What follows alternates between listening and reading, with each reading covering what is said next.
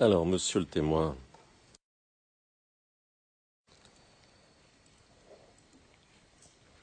que saviez-vous en tant que responsable au sens large de la gendarmerie et du SECOS, sur le nombre de soldats ex-rebelles qui étaient cantonnés à l'hôtel du Golfe?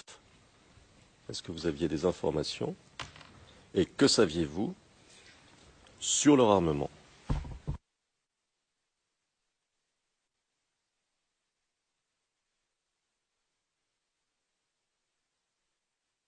Pendant les événements, je n'avais pas beaucoup d'informations.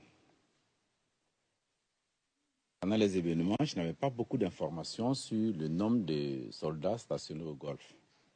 Mais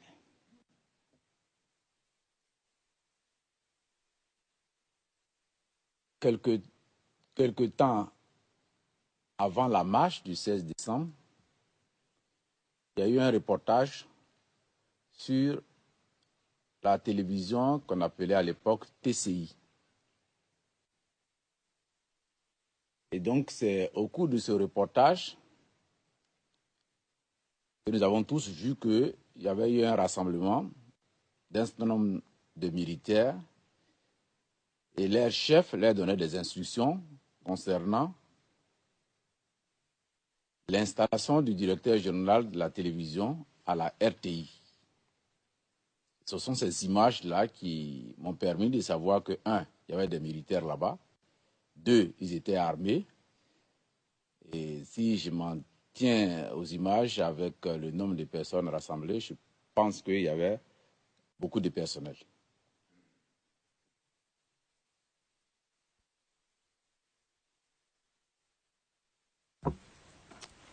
Merci. Leur chef dont vous parlez à l'instant, qui était-ce?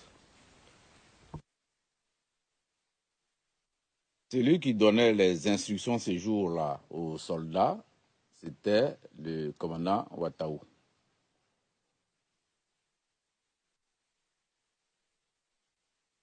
D'accord.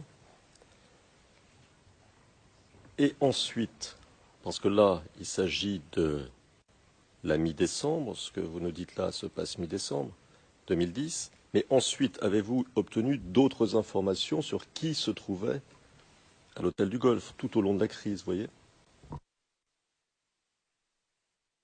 On savait qu'il y avait des soldats, des détachements de militaires FRC, mais on n'avait pas une idée de l'effectif, une idée des composantes.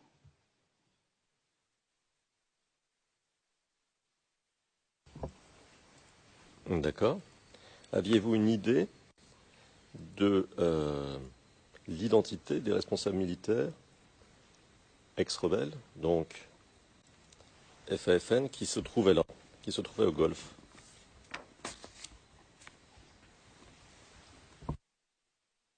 Ce dont je suis sûr, c'est qu'il y avait le commandant Ouattao et aussi il y avait le commandant Mourou. Les autres, je ne peux pas citer des noms parce que ce dont je suis sûr, c'est ça. D'accord. Et Alassane Ouattara, il était à l'hôtel du Golfe? Vous pouvez répéter, s'il vous plaît? Oui. Et Alassane Ouattara, était-il à l'hôtel du Golfe? Je pense, moi je ne suis pas allé là-bas, mais je pense qu'il y était. D'accord. À votre connaissance, disposait-il de conseillers militaires français à cette période-là? Je l'ignore. D'accord. Avez-vous appris si se trouvaient à l'hôtel du Golfe des responsables politiques, militaires ou diplomatiques français? Ça aussi, je l'ignore. D'accord.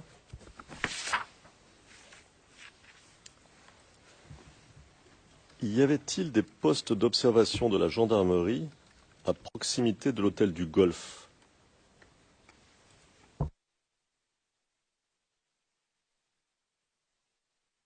Il y avait un poste d'observation de la police à proximité de l'hôtel du Golfe.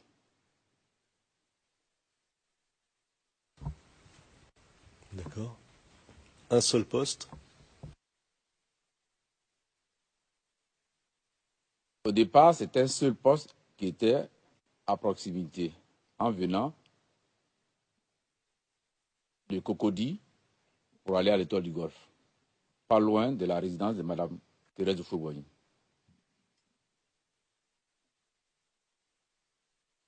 À votre connaissance, ce poste d'observation a-t-il été attaqué?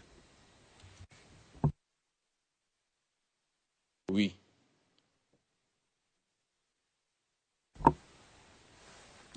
Par qui?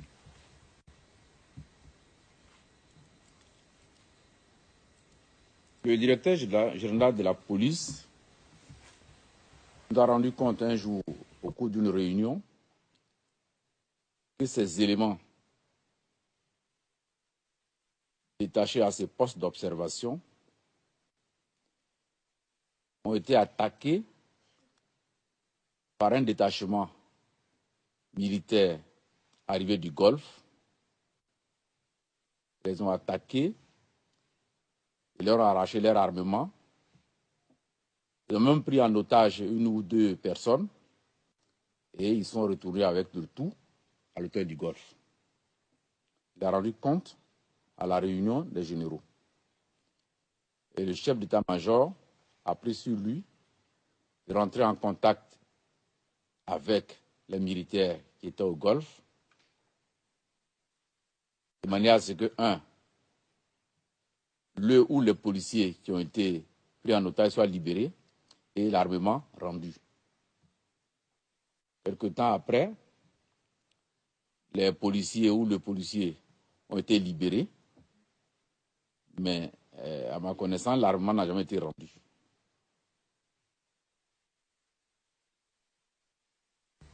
D'accord. Cette attaque dont vous parlez a-t-elle eu lieu avant, pendant ou après les élections?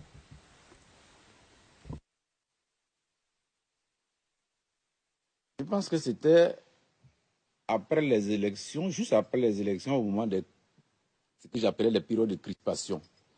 Mais je ne peux pas donner des dates avec précision. D'accord.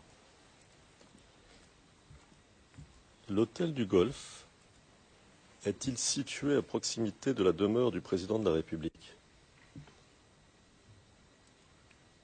De la résidence présidentielle de l'époque, si vous... C'est quand même assez distant. On peut compter entre à vol d'oiseau autour de 1,5 km, 2 km.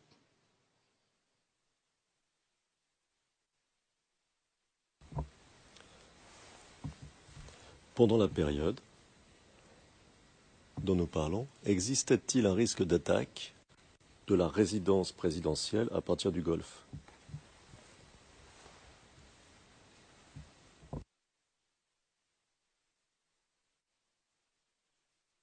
Pour les planificateurs, cela faisait partie des hypothèses. Pour un bon planificateur, cela faisait partie des hypothèses. Et puis, s'il y a un point sensible à Abidjan, c'est bien la résidence du chef de l'État.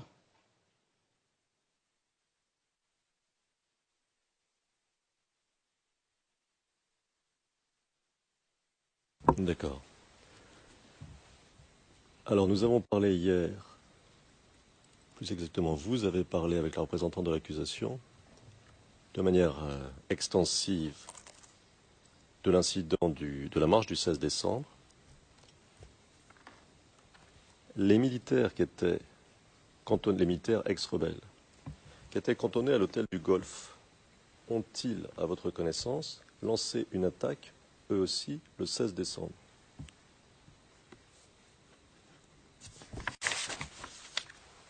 Je voulais dire que, à la suite de l'attaque du poste d'observation de la police, le chef d'état-major des armées a décidé de remplacer les policiers par des militaires.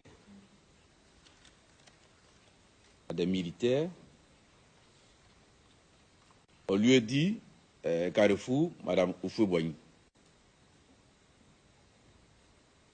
Et donc, comme on avait tous vu les images à la télévision où des instructions étaient données à un détachement des militaires pour venir installer le directeur général de la RTI, une des hypothèses envisagées par le chef d'état-major, c'est que ceux qui devaient venir installer devraient nécessairement passer par ce carrefour. Il a donc renforcé ces dispositifs et le jour de la marche, moi j'étais à l'école de gendarmerie et à Cocody. Le chef d'état-major a donné instruction au CECOS de détacher 2 patrouilles pour renforcer aussi ces dispositifs, qui étaient composés de militaires, de gendarmes et d'éléments de CECOS. Je crois que j'ai entendu des échanges de coups de feu intenses à cet endroit.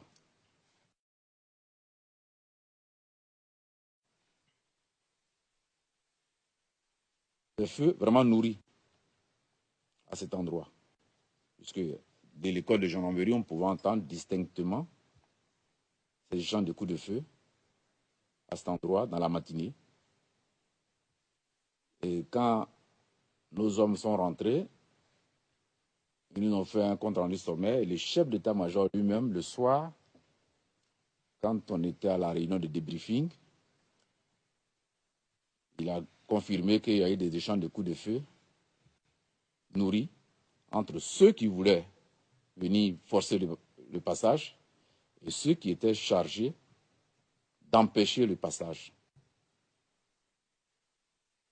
Et ce jour-là, il y a eu 2 militaires tués à cet endroit, 2 ou 3, je ne sais plus très bien, mais en tout cas, il y a eu au moins 2 militaires tués à cet endroit. Le bilan de l'autre côté, je ne peux pas savoir.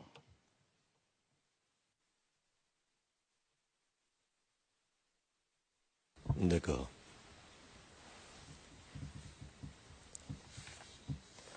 Donc ce que vous nous dites, c'est que le 16 décembre, il y a eu une attaque provenant du Golfe contre ce point d'observation anciennement de la police, mais qui était occupé par des militaires, et que cette attaque a laissé au moins 2 militaires tués. C'est ça? Affirmatif. D'accord. Et pour que les choses soient tout à fait claires, tout à l'heure, vous nous expliquiez le déroulement des événements, et vous parliez d'instructions. Quand on a vu à la télévision des instructions données par le chef militaire rebelle, ex-rebelle dont vous nous parliez, d'aller installer, parce que il manquait le mot ex-rebelle ou FAFN ou FRCI, ce que vous voulez, mais pour qu'on comprenne bien que c'était les instructions données par les responsables, enfin un responsable militaire du Golfe, d'aller installer un nouveau directeur à la RTI, c'est bien ça? C'est ce que le reportage indiquait clairement. D'accord.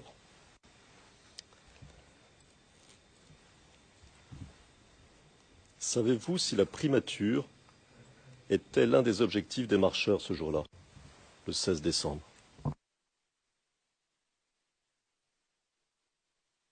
C'est ce qui se disait, mais moi, je n'en ai pas la confirmation.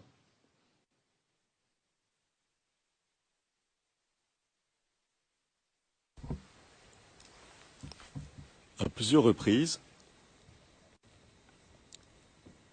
hier, vous nous avez expliqué que c'était le DGPN, le directeur général de la police nationale, qui était en charge des opérations de maintien de l'ordre le 16 décembre 2010. Ma question, Était-ce habituel que la police s'occupe du maintien de l'ordre lors de manifestations?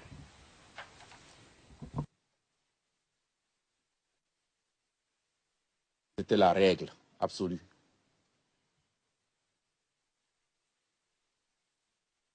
D'accord.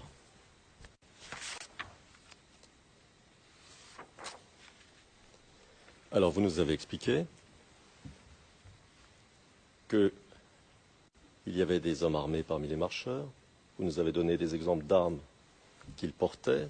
Vous nous avez vous nous avez illustré les incidents, certains des incidents qui avaient lieu ce jour-là.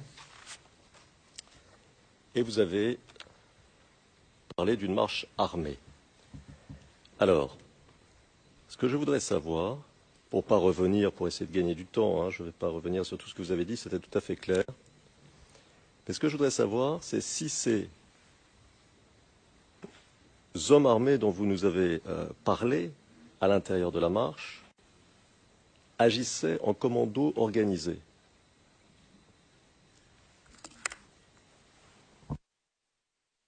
Je ne sais pas s'ils étaient organisés, mais toujours est-il que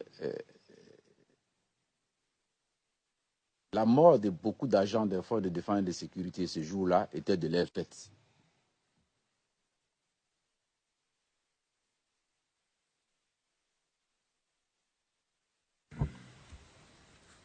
D'accord.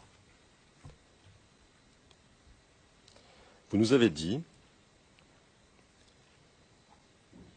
et je fais référence à la page 50 des transcrits d'hier, 29 mars, transcrits français, qu'aux principaux endroits où avait eu lieu la marche, il y avait toujours des personnes armées parmi les marcheurs, notamment à Abobo. Je vais vous citer. C'est à la ligne 2. Question. Et je cite. D'accord.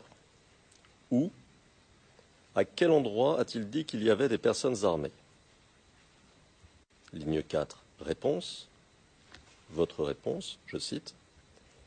Dans toutes les principales, dans tous les endroits où il y avait la marche, il y avait toujours des personnes armées dans la foule des marcheurs.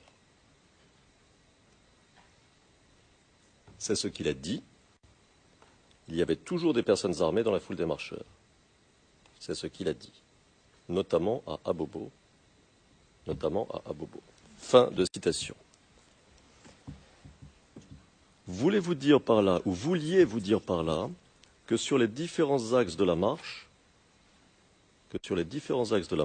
et tout le long du trajet, il y avait des hommes armés?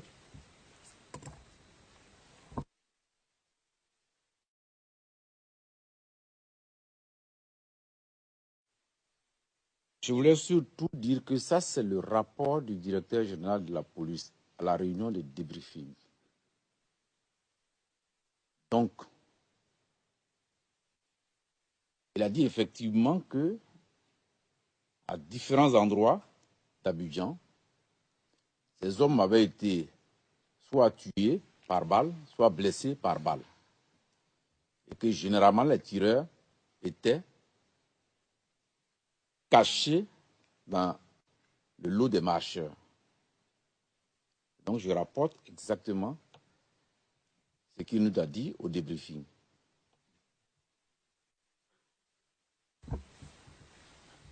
D'accord.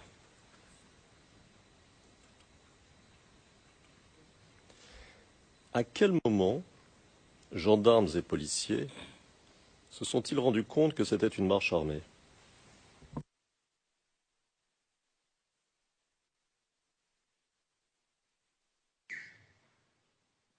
Quand dans les différents endroits des différentes communes d'Abidjan, les premiers coups de feu ont commencé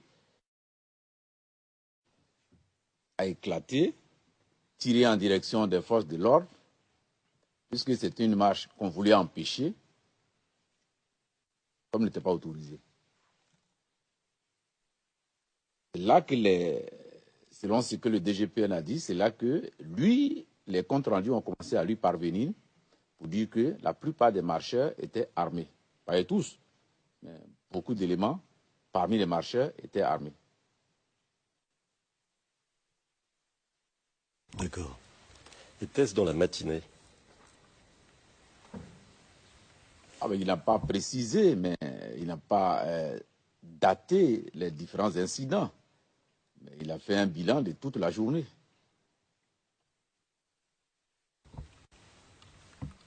D'accord. Vous nous avez dit hier, page 30 des transcrits français, et je cite, « Déjà dans la matinée, sur les radios, il se disait qu'il y avait eu des tirs provenant des marcheurs. » Fin de citation. Vouliez-vous dire par là que les informations circulaient sur les différents réseaux radio, police, gendarmerie, sécos, etc., armée? Oui, parce que les comptes rendus étaient faits en temps réel par les différents chefs de détachement sur le terrain. Et donc, ça permettait à tous ceux qui étaient à l'écoute des différents réseaux radio de savoir qu'il y avait effectivement des marcheurs qui étaient armés et qui tiraient sur certains éléments des forces de l'ordre.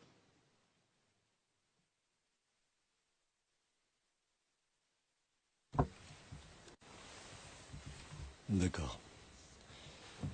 Alors, vous avez dit... Madame Pack, toutes mes excuses à mon contradicteur. Je voudrais que les références soient exactes. Je voudrais m'en assurer. Pourrait-on répéter la référence, s'il vous plaît? Transcrit français d'hier.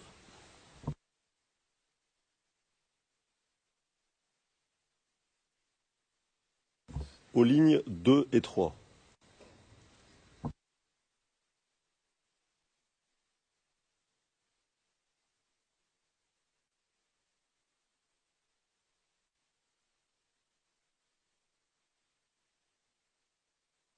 Merci, Monsieur le Président.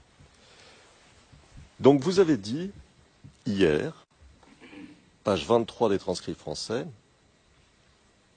qu'au cours de l'opération du 16 décembre, la même opération dont nous parlons, le DGPN, c'est-à-dire le directeur général de la police nationale, avait indiqué au chef d'état-major qu'une partie du dispositif avait été enfoncée, et c'est pourquoi il vous avait été demandé d'envoyer, vous nous avez dit à peu près une douzaine d'hommes, au carrefour de la vie. Et je vais citer. Alors je cite, le directeur général de la police générale de la police a informé le chef d'état-major qu'une partie de son dispositif avait été enfoncée au niveau du carrefour, au niveau de la caserne d'Agban, et donc les manifestants faisaient mouvement vers la RTI en empruntant le boulevard des Martyrs. Fin de citation. Alors, cette douzaine d'hommes à peu près dont vous nous avez parlé hier, vous avez dit ensuite, c'est à la page 25, aux pages 25-26 des transcrits français, qu'ils étaient armés de boucliers, de bâtons et aussi de quelques calaches par précaution. Et je cite, parce que déjà sur les réseaux radio, il y avait des policiers tués depuis le matin au cours de la marche. Déjà, il y avait des policiers tués, donc c'était une marche armée. Alors ma question, si je comprends bien, il n'y avait pas de calage, comme vous dites, pour tout le monde.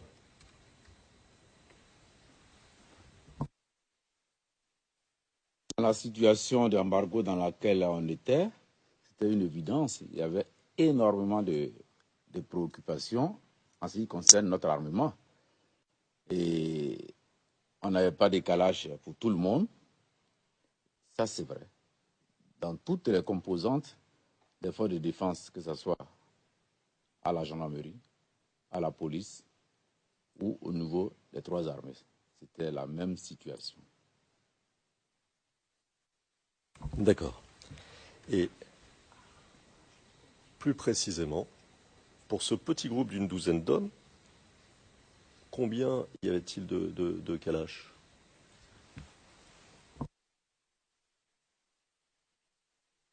Bon, peut-être que le chef de détachement, par précaution, a pris peut-être 2, 3, mais je ne sais pas exactement, mais on n'en avait pas. Une chose est sûre, c'est qu'on ne pouvait pas en avoir pour tout le monde. Voilà. C'est pas possible. D'accord.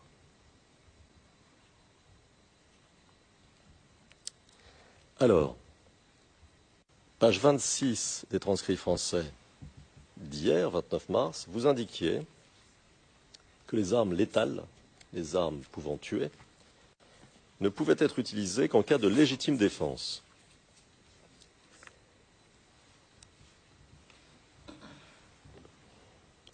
Est-ce que vous pouvez nous dire, est-ce que vous pouvez nous donner, rapidement, succinctement, mais qu'on comprenne la logique de la chose, est-ce que vous pouvez nous parler des règles d'engagement, d'abord en matière de maintien de l'ordre, puis des règles d'engagement en matière de légitime défense? Est-ce que vous pouvez faire ça très rapidement?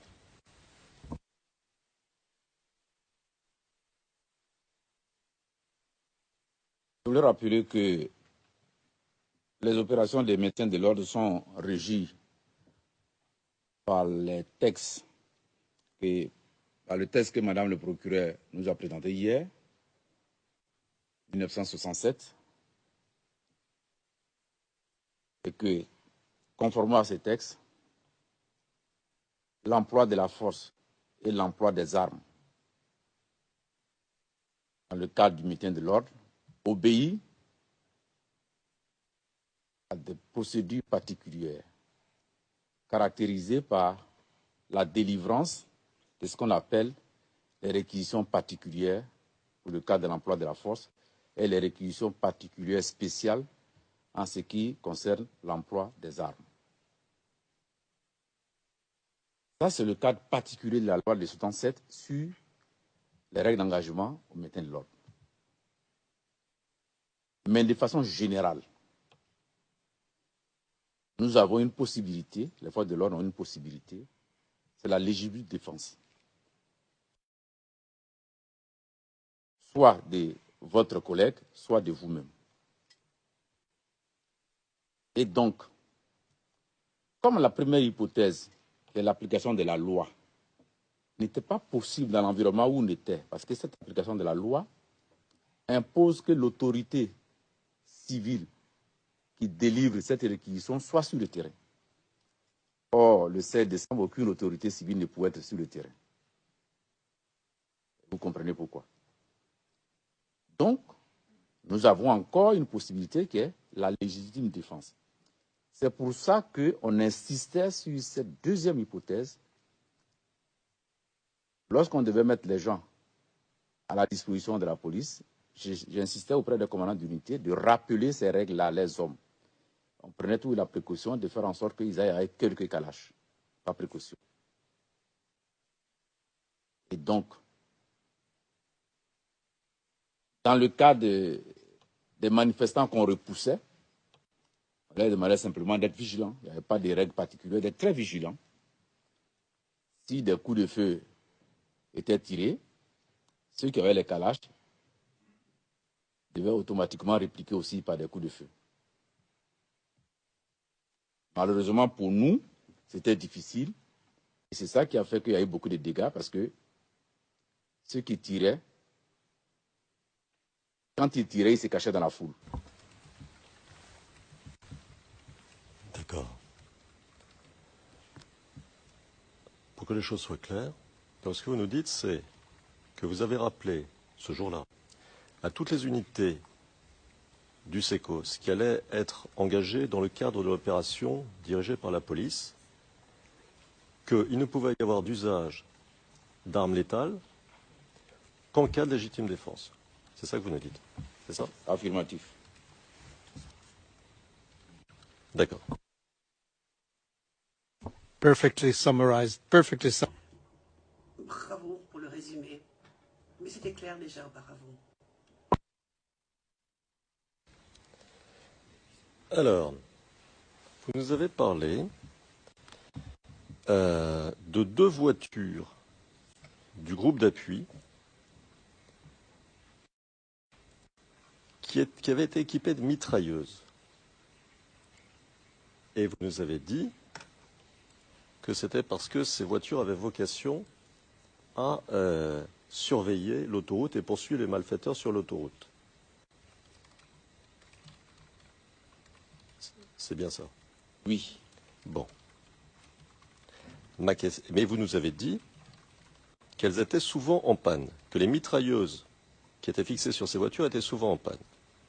Ma question est simple.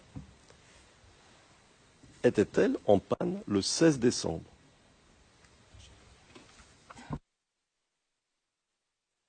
Le 16 décembre, ces armes-là ne tiraient pas.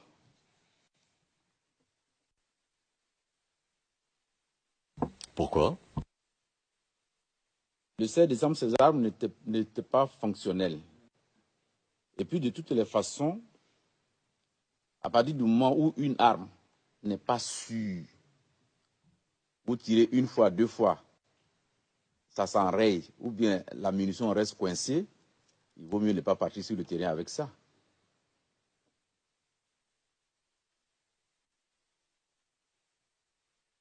D'accord. Alors, vous nous avez dit,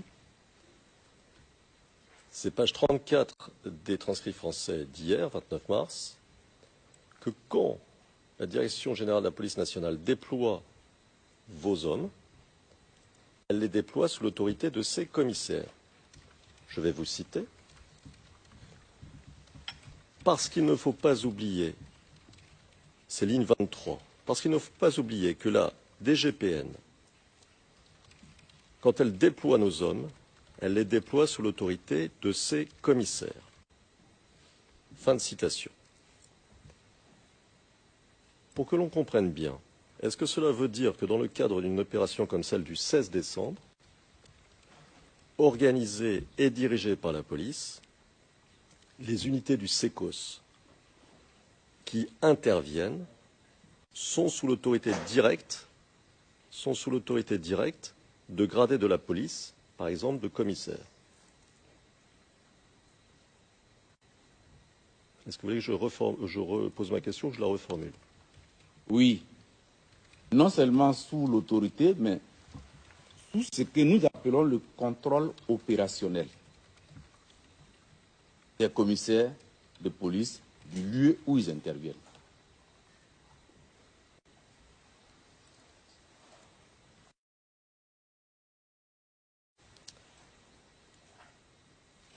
D'accord. Donc le SECOS, dans un tel cas de figure, n'a pas d'autonomie opérationnelle, c'est ça? En tant qu'unité SECOS, vous voyez ce que je veux dire? Ce n'est pas exactement ça.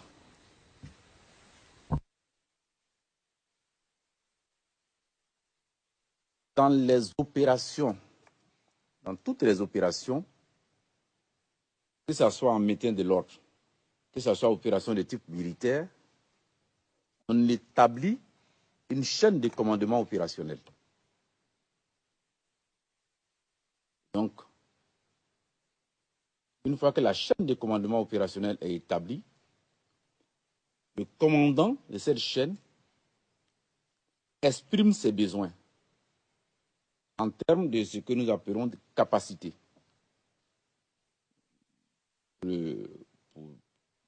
On peut dire en termes de moyens en hommes, si vous voulez. Mais nous, on dit en termes de capacité. Donc, dans le cas de l'opération du 16 décembre, la chaîne opérationnelle qui avait été établie, c'est le DGPN qui en était responsable. Il a exprimé à l'ensemble des grands commandements l'expression de ses besoins. Mais la règle, dès lors qu'on est dans le cadre de l'unicité de commandement, parce que c'est bien ça, impose que quand vous mettez sous le contrôle opérationnel vos unités, quand vous mettez vos unités sous le contrôle opérationnel d'une nouvelle autorité, vous n'avez plus à donner d'instructions de type opérationnel. Votre rôle se limite à faire ce qu'on appelle du soutien logistique. Vous pouvez les équiper en armes, en munitions, vous allez les soigner s'il y a des blessés, vous voulez trouver un véhicule, du carburant, mais vous n'avez plus d'instructions de nature opérationnelle à donner. D'ailleurs, vous ne savez même pas forcément où ces unités, où ces détachements sont déployés.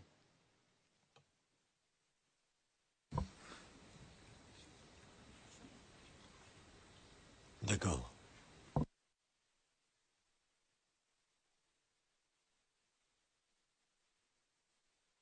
À propos des élèves de l'école de la gendarmerie qui avaient été envoyés au carrefour Texaco, vous nous avez dit, c'est à la page 42 des transcrits français d'hier 29 mars, qu'ils étaient équipés de quelques armes. Vous nous avez parlé de boucliers, de bâtons. Est-ce que vous pouvez nous... Et vous aviez même précisé que du fait de la pénurie, il n'y avait pas plus de 5 armes. Est-ce que vous pouvez nous préciser un tout petit peu, si vous en souvenez, quelles étaient les armes et leur nombre surtout, dont disposaient ces personnels qui se trouvaient le 16 décembre au carrefour Texaco?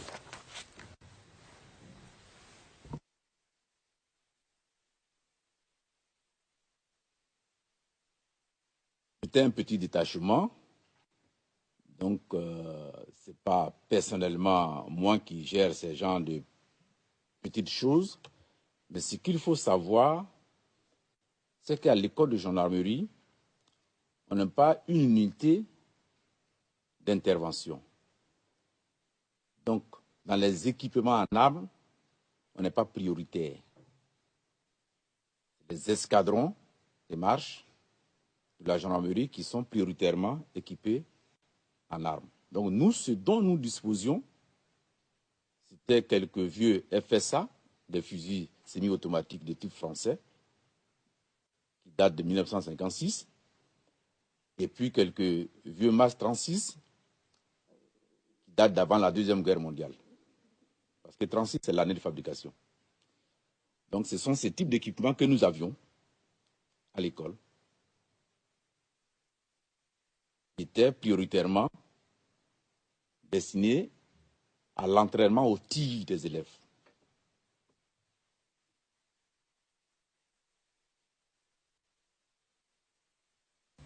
D'accord. Et vous en aviez combien ?